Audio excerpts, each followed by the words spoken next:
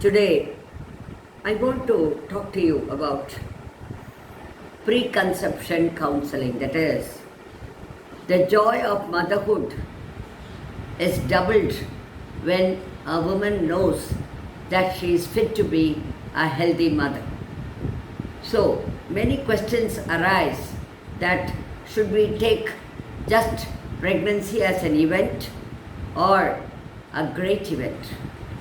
If it is a great event, then these days, with developing technologies and higher education among women, with career and raised age of marriage, a planned pregnancy and counseling is vital for a healthy pregnancy story. We say preconception. Does it involve only the woman? No. It is a joint consultation of the couple coming and talking to the gynecologist in privacy. The safe method is keep your mind open and be confident to ask whatever you want to your gynecologist. The first and foremost is, are you prepared for a pregnancy? This is a question which you ask to yourself so that you come to the doctor and ask, Doctor, am I fit to become a mother? This will be the starting point. There, your doctor is there to guide you. This is what is called a preconceptional advice, which involves both the husband as well as the wife. First of all, when the couple come, the gynecologist asks them, what's your name, and then followed by age. This is very important because any woman above 30 years and especially who has been with a long infertile or avoiding a pregnancy for a long time, age is very important. Similarly, the husband's age is also important. So first is your age. Then you come. We look at you. The couple is being interviewed by the doctor, and we again ask the next question is, how long you are married? This is very important because previously we used to say that when a couple live normally without following any contraception, the pregnancy will occur spontaneously. But now the trend is changing. The age of marriage has increased. People plan for the pregnancy. They choose to contraception, especially oral contraceptive pills, if they have started and the gynecologist get their history. She will tell them, stop contraception pills for 3 months prior to planning a pregnancy and take folic acid supplementation.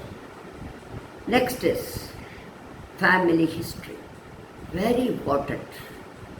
We are now getting unexpected diseases like juvenile diabetes or diabetes at an early age in their teens, hypertension, obesity, thyroid problems, and to add to it all, there may be family history of bleeding disorders. So a detailed family history of both husband and wife should be taken. So you should not get stunned when the gynecologist asks these questions because they draw important information to give you the advice.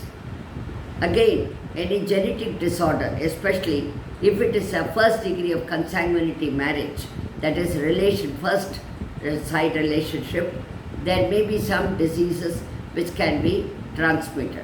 Most important is again diabetes and hypertension.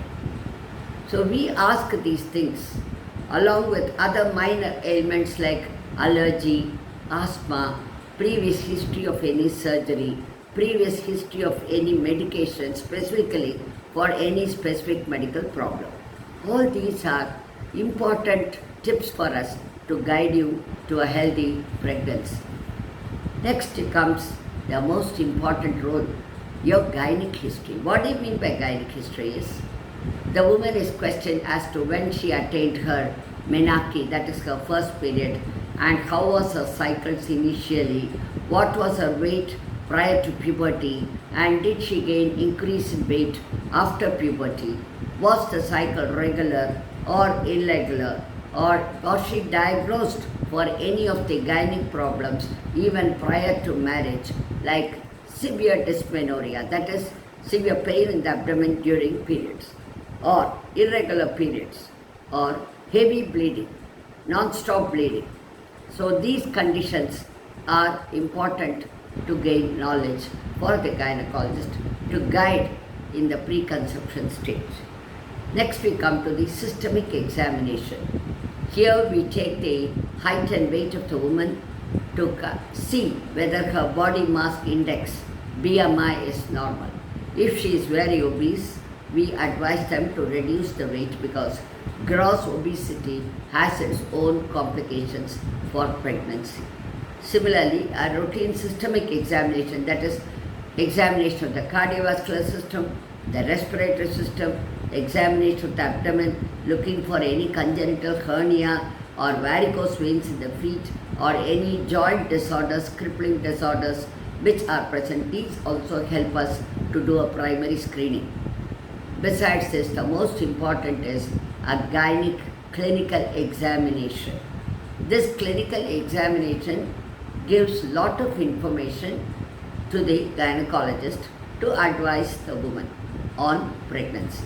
One is absence of infection must be there. When she does the examination, she should not find any infection, and if there is infection, pelvic infection, it should be treated. Next is any adnexal mass, that is the uterus has got two ovaries on either sides.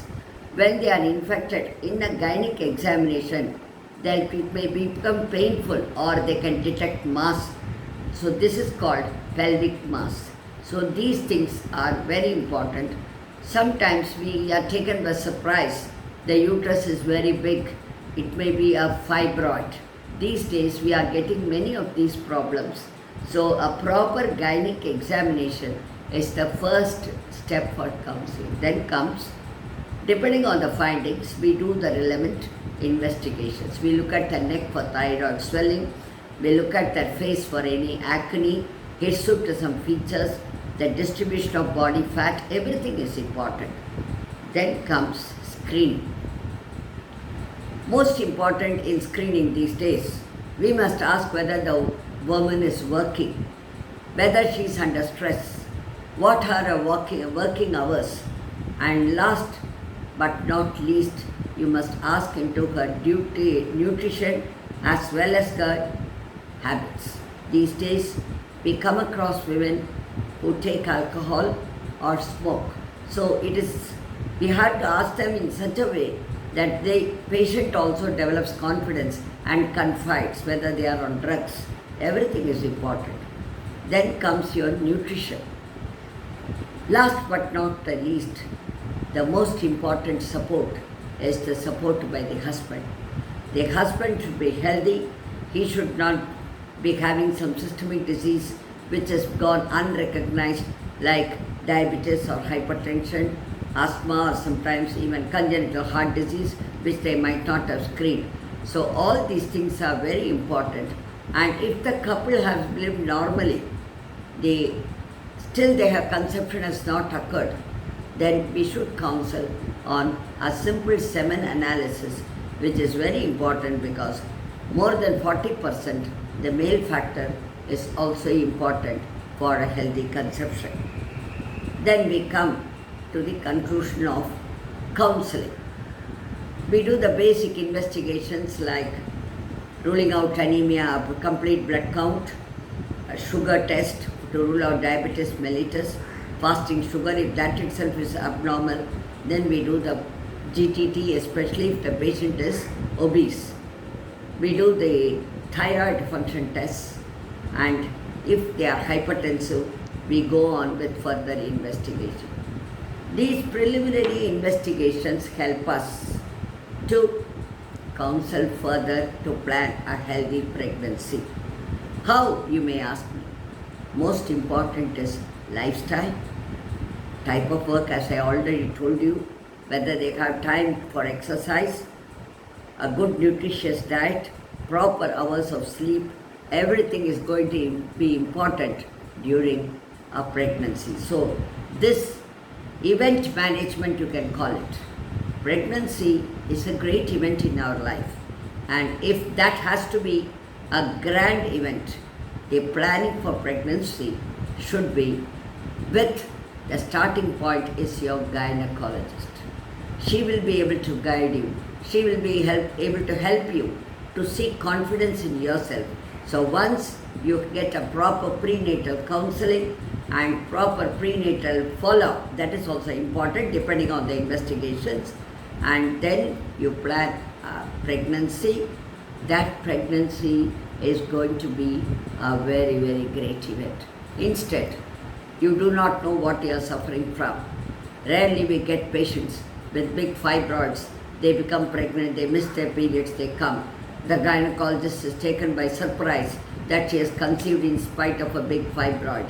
They all carry inherent complications. So just like this, diabetes, hypertension.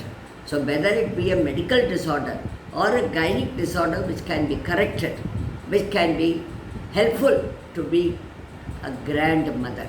I am not saying you are a grandmother. You become a great mother. Your pregnancy will be with confidence, higher confidence level. You sail through the pregnancy very safely. So to become a happy mother, the happy couple should not have anxiety, but should have confidence in their gynecologist, and seeking her as their second mother, they can walk through the pregnancy safely. So this is all. You counsel yourself, you get your confidence, you get into your habit changes which require according to the reports, then you become pregnant, and again you go and see your gynecologist. So next I'll be talking to you on pregnancy care. Bye everyone.